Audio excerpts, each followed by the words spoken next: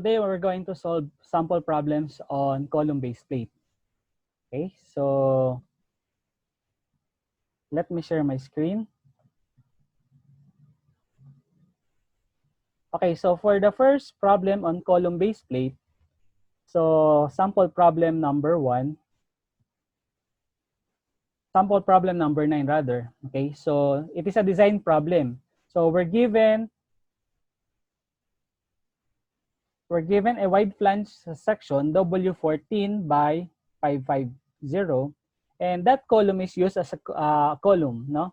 And to carry an actual service loads of dead load of 1450, so service dead load, tsaka service live load of 2150.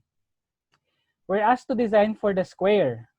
So pag sinabing square base plate, the dimension B would just be equal to N. The base plate rests on full area. So full area, ano sabihin ng full area? So ibig sabihin niyan, yung P sub P natin, pag kinuha natin is 0.85 FC prime A1. So full area. Tapos, of a square, syempre square din yung compression block natin, yung pedestal, with a given FC prime of 21 megapascals. Then we're asked to use a 36 steel base plate, of course, knowing that its Fy is 248 megapascals, and the properties of the column were given, such as the depth and the BF. Okay. Okay, so here are the given again.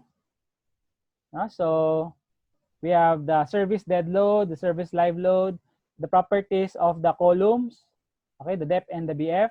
Resting on full area, that means A1 is just equal to A2, or yun nga, 0.85 FC prime, A1 lang yung P sub P natin.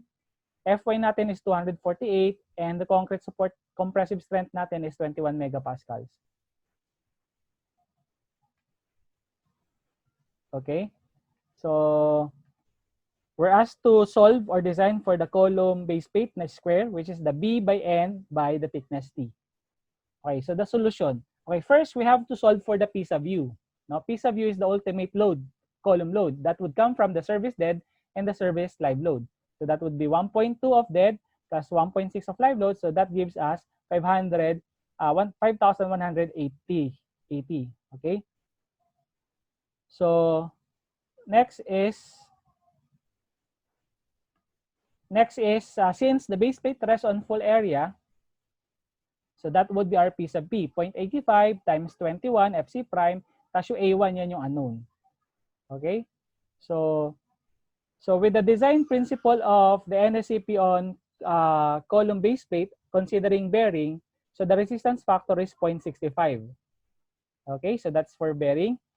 Then 0.65 times P sub P is 0.85 of 21 times A1. Okay, just equate it with the ultimate load, which is the 5180 times 1,000 to make it newtons, to make our equation consistent. So from there, I could come up with this area required, A1. So 446,455. So square millimeter. So yan yung kailangan nating area para hindi siya mag-fail against bearing. Okay, bearing on the pedestal. So yun yung ibig sabihin yan. That would be the minimum area. So ibig sabihin, any area above that value would be sufficient to prevent bearing stress failure on the pedestal. Okay, so using that minimum area, so just get the square root of that area to come up with the dimension of the B and the N. And the B and the N is 668.173, so you just round it up. No? So I round it up to 675. Now, sa exam natin, to make our answers uniform, so ang gagawin na lang natin is for the dimension of the B and N, so round it up to multiples of 25 millimeters para pare-pares tayo pagka nag-round up. Okay, like for this example, 668 millimeters, so di ba multiples of 25, 0, 25, 50, 75, at saka 100. Okay, so ganun yung multiples of 25. Tapos for the case of the thickness naman, pagka nag-round up tayo doon, round it up to the multiples of 5 mm naman. Okay, so para pare-parehas tayo. Pero if I ask you sa problem na give me exact values, exact calculated values for the dimensions, so be it. Wag mo i-round up. Okay? Okay. So tapos na tayo sa dimension B and N. Again, nakuha natin yung dimension B and N based from the first mode of failure, which is bearing stress failure sa pedestal. Okay, yung thickness naman, masosolve natin siya by considering the second possible failure, which is bending. No? Yung dinerive natin thickness formula. So dun, that was based on bending. Okay, so for the thickness, so using the derived equation, diba, yung thickness should be greater than or equal to small l square root of 2pu 0.9 bn fy. So formula na yan, pero kailangan, gusto ko naiintindihan nyo kung paano na-derive yung formula. Again, the formula was derived based on bending, no? Bending stress. So alam naman natin na yung pu, so nasolve na natin yung pu based from the service loads.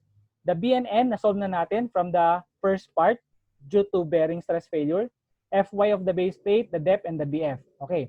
So using the formula, first we have to identify yung L.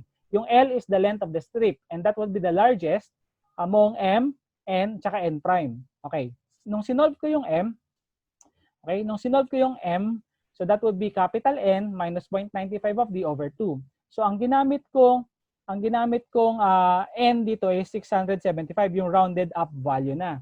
So whenever you solve for the thickness, kailangan ang gagamitin mong dimension ng B tsaka N is yung kung ano yung decided mo na gagamitin na dimension for B and N.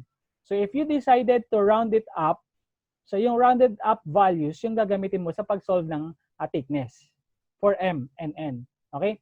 Pero if you don't want to round it up, yung B tsaka N, so dapat ang isa-substitute mo na B and N sa pag-compute ng M tsaka N should be hindi rounded up din. Okay? So ganun siya. So since we decided to round it up, no? So yung rounded up value yung ginamit natin na N dito, yung 675 minus 0.95 of D over 2. Yung formula na to, I want you to remember this formula based from the figure. No? So dapat na-visualize mo kung ano yung itsura dun sa figure para mas madali siya matandaan yung mga formula. So hindi to mine-memorize, no? Mas maganda na intindihan niyo kung paano to lumabas yung mga equations na to based from the figure. So kung paano ko in-explain to on the previous video, so dapat ganun mas maganda niyo maintindihan siya para less yung pag-memorize ng formula. Okay, so we got 93.35 yung M. Then next is how about for N?